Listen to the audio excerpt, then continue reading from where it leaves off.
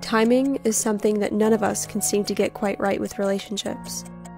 We meet the person of our dreams the month before they leave to study abroad. We form an incredibly close friendship with an attractive person who's already taken. One relationship ends because our partner isn't ready to get serious, and another ends because they're getting serious too soon. Here's a simple truth I think we all need to face up to. The people we meet at the wrong time are actually just the wrong people. You never meet the right people at the wrong time because the right people are timeless. The right people make you want to throw away the plans you originally had and follow them into a hazy, unknown future without a glance backwards. You know that any adventure you had originally planned out for your future isn't going to be half as incredible as the adventures you could have by their side. That no matter what you thought you wanted before, this is better. Everything is better since they came along.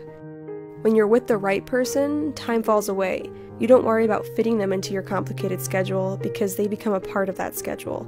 They become the backbone of it. Your happiness becomes your priority, and so long as they're contributing to it, you can work around the rest. The right people don't impose limits on your time or your dreams or your abilities. They want to tackle those mountains with you, and they don't care how much time it takes. With the right person, you have all the time in the world.